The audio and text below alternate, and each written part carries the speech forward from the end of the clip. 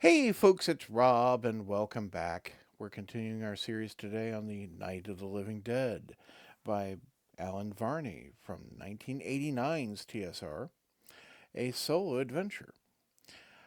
We're on part 4. We are carrying onwards from where we last left off. And again, if you're just joining us, I would highly recommend you start beginning on this series. Um, we have marked off our first memory trace on character A, which, we're playing A. Uh, and after we read the memory trace, we were directed to return back to part 20A, which we will do so now. And I will return us back to the PDF for easier viewing. Uh, as you can see, I have resolved the issue of having both the front end, facing pages open at the same time. And please forgive me for that issue with that previously. This will allow us to see the art on the facing page uh, as intended. So let us continue. We are beginning from here in the third paragraph where it says, read the first section of your memory trace. When you are done, return here. Midnight, the Lich said. You look around, noticing that you can see as well now as in daylight. You can exist without food, drink, sleep, or even air. You have 24 hours to stop the liches before they destroy Waterdeep, and you suspect you will need every second. Alone against the city of undead, you say to yourself. No memory, no life. For weapons, one sword and a shrunken head. Don't forget your boon companion here, says the Weasel Skull. Anything better to do than get started? Or should we just stand around moaning a while longer? You wonder whether tossing away the skull would silence your subconscious voice. In the same moment, you realize that, however sarcastic the weasel is, you like its company. Tucking the weasel's skull and the shrunken head inside your armor, you walk away from your grave. The city of the dead stretches before you, and Waterdeep beyond it. Somewhere out there, you say to yourself, somewhere are 12 pieces of the staff of Waterdeep, 12 dust motes in a desert. If the Lich couldn't find them, how shall I? Stuff and nonsense, says the Weasel Skull. You haven't even tried yet. What's the head for anyway? Obviously, the Cerebicule can be of no help, or the Lich would have used it to find the staff. Miserably, you hold it up, thinking to close off that avenue early and move on to other ideas. Cerebicule, you ask mentally, where is the staff of Waterdeep? The shrunken head dangles by its filthy hair, twisting slowly in the breeze. It inhales deeply in every direction. Finally, it speaks. At least one piece that way, in Northward. Another piece or more in Castlewood. Also in Southern. It drones a long list. There seem to be paces of the staff in most wards of the city, along with several in the harbor and countryside. However, it does not name all 12 pieces, so you suspect you will not find these. Even so, you are shocked. You would swear an oath if you could recall who you once swore by. Head, you ask, if you know where the pieces are, why did you not tell your owner, the Lich? Pieces only detectable to those good at art. Good art uses me, I talk. Part of enchantment guarding them. Very powerful spell. Amazing, you think. The weasel murmurs. Good thing the little monster didn't speak up while Abraxa was around. Well then, you aren't an absolute disaster yet. Where do you start? Will you begin your mission by exploring the city of the dead, 14A, or by looking out on Waterdeep itself, 82A? I'm going to select 14A for the city of the dead, so Because if we change location, we're going to tick off a time track point, at least. So I want to stay in the same area currently to conserve time. And besides, if I wouldn't want to miss out on anything that's here before we moved on. So this one says see art on pages 12 and 13 above the entry. So we're going to move to there. And as you can see here, we have our art. Uh, this would be the City of the Dead. So this is a necropolis. Uh, these would all be tombs of various types, or even temples, possibly. I'm not actually intimately familiar with the city of Waterdeep, despite various games being set there, and that being essentially the default second edition D&D setting. Because again, me and my group, we prefer our own homebrew and Mystara setting. But here we can see more of a Greek kind of temple thing. It's various styles, isn't it? This rounded structure is almost modern, like 1920s, which, I mean, it just strikes me as weird saying modern style architecture when it's 100 years old. Um, but you can see, like, the art here, because of the way it is, it makes it think like everything's covered in snow, and it is not. Uh, Everything's very soft looking, and there are no leaves on the trees, but we had no description of snow on the ground before. Um, Maybe I'm wrong about that, but there seems to be water here. At least one, two, three, four, five, six, seven, eight good structures inside the wall here.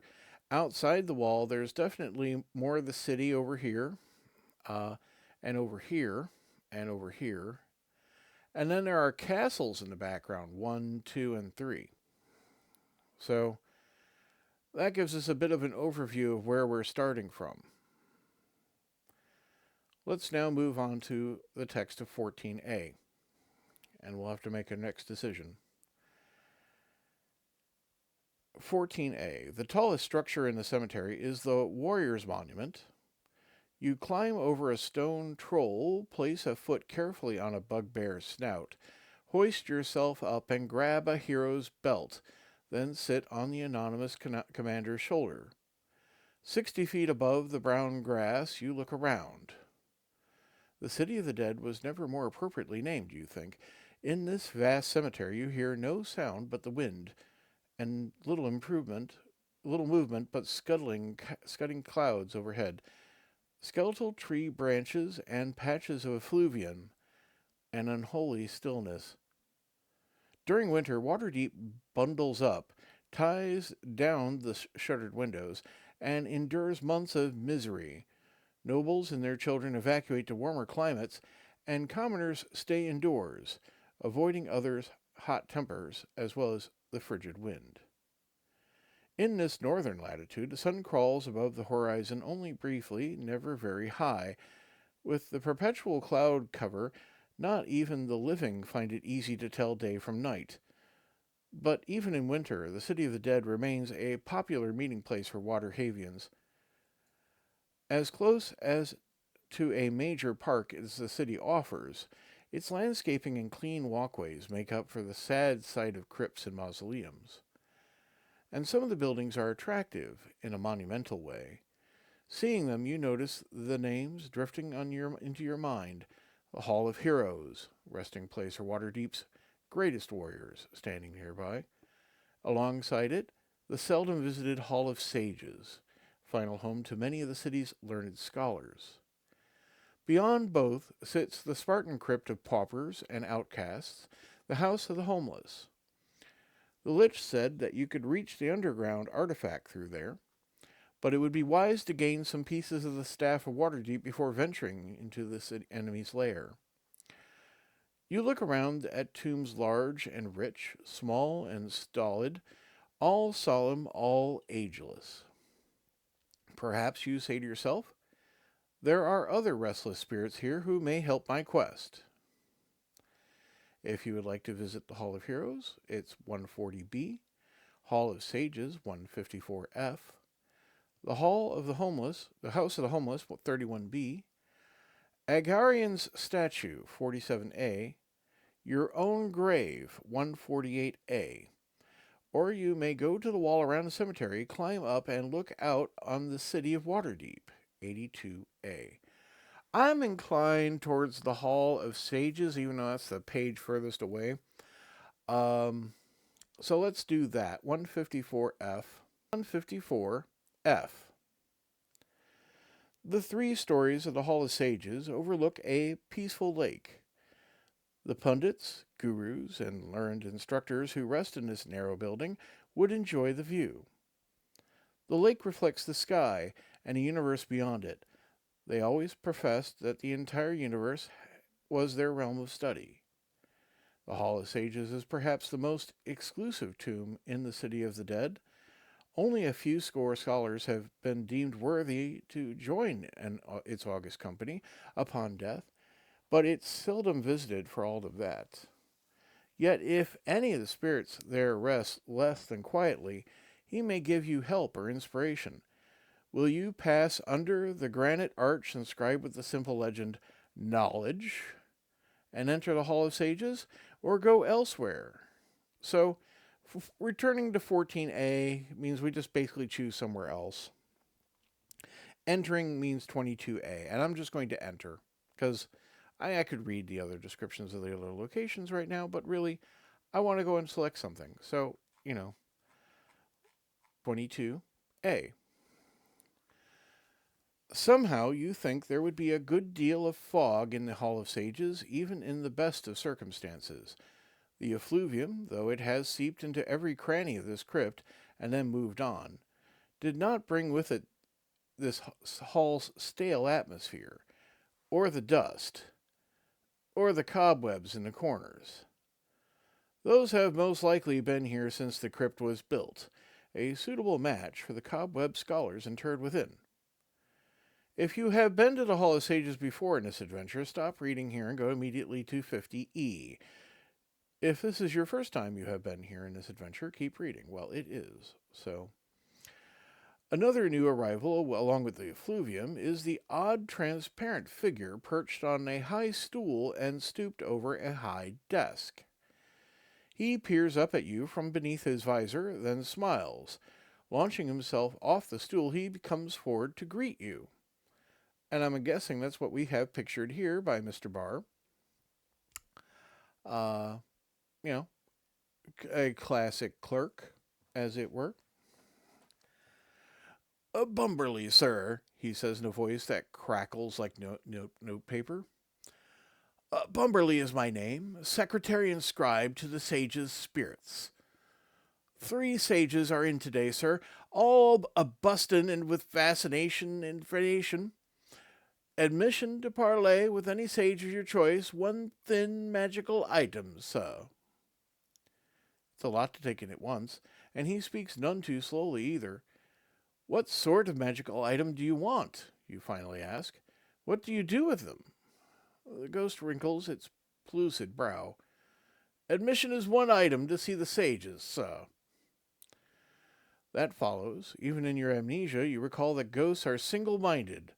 They follow no logic on death, merely parrot their obsessions of their lives.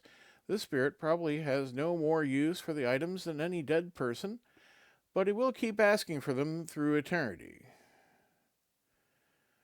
I recall no legends that the Hall of Sages is haunted, you say. Nor I, sir. Do our best to keep out the haunts, just me and the sages. Not all of them in all time, sir, but now and then a body will up and start murmuring, if you take my meaning. If you want to speak with one, you need to pay now, sir. Pay me.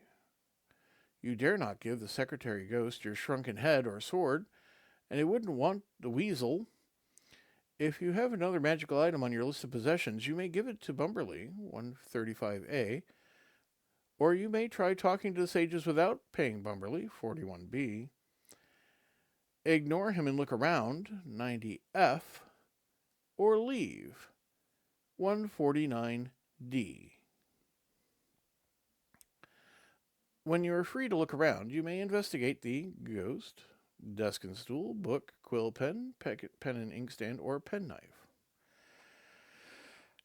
So let us try. Obviously, we don't have anything to give him that is magical that will satisfy his requirements, and even if I did, I don't know if I want to give it over. Um, and I'm inclined towards ignoring him and looking around, which means going to 90F, obviously. Um, let us do that for the moment. In a snit at your behavior, Bumberly and his desk vanish. The heavy book plops to the floor, raising a little cloud of dust. You may look at it if you wish. 122C. Everything else is gone.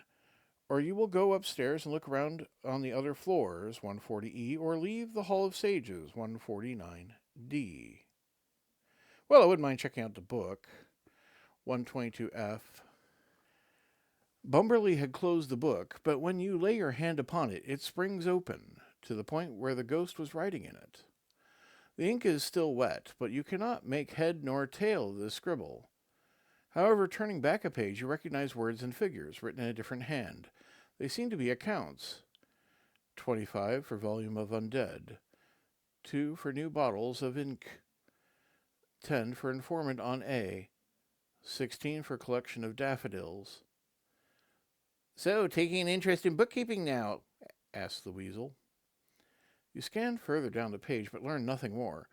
When you draw back your hand from the ledger, it slams closed. Return to 22A to keep looking around, or leave 149D. Now, everything else is gone. Returning to 22A, we can certainly do. But leaving is probably what... I want to go upstairs, actually. I should be able to do that, right? Let's go back to 22A. 22A. Okay, so I want to... ignore him and look around. So, I can't look at anything else because he's not here. It said that all this is gone, right? So if I return to 90F, I should then have the option to go upstairs, right? So look around on the other floors, 140E. Moving upstairs in the Hall of Sages, you pause at the window of the second story to look out on the lake below. A clouded mirror, it reflects nothing but the overcast sky. To your undead eyes, the city of the dead looks equally gray at all hours, night or day. You would not even know whether it is day or night, but that the Serapicule is keeping track of time for you. Pretty view, says the weasel. Let's spend 10 or 20 hours standing here looking at it, shall we? Groaning inwardly, you move up to the second-story landing. This floor is much like the one below, except that you hear muttering from two tombs, those of Scribloom the Learned, and on the other end, Donalbane of Roytham. If you don't wish to talk to either of these sages, go back downstairs and leave 149D. Let us talk to Scribloom the Learned, 146A. 46A. 46A. According to the letters carved in granite over his tomb, near the window on the second floor of the Hall of Sages, Scribloom the Learned learned all his life in a small village near Waterdeep, studying the native flora and writing hundreds of scrolls about them. From his tomb issues an endless stream of mumbling. Greetings, wise one, you say, sitting down. What? Hello. Perhaps you've come to talk about flowers? Wise one, I seek information that may help me save the city from destruction by an army of the undead. The undead in general are very bad for flowers. Really, first, they do not decay as quickly as usual, so the roots cannot absorb their nutrients, you know. And then they dig their way out of their graves, disrupting the topsoil and root structure. I suppose they also trample about the blooms a good bit, now that I think about it. The usual flora found around graves in this area include the speckled wax flower, the type with bioblate leaves. Perhaps you know something that wards off undead, you interrupt, a little desperate now. I understand garlic is said to protect against vampires, for example. Oh, yes, I suppose so. Yes, garlic, though, is seldom found in this climate, being more often seen as a wild perennial at the edges of forested Tathier in the kingdom of Am. You seem to be getting nowhere. Will you just sit and listen, hoping he eventually says something important, 93D? You note another stream of murmuring at the far end of this floor from the tomb of Donalbain of Ruthium. Will you visit it instead? Go back downstairs to look around some more, or leave the Hall of Sages? It is at this point we will stop the video for the day. Uh, Thank you very much for listening and enjoying my time with me. I enjoy it with you. If you like this video, please hit the like button. And if you are interested in making sure you're notified of future videos, I recommend subscribing if you have not. Have an excellent day. Goodbye.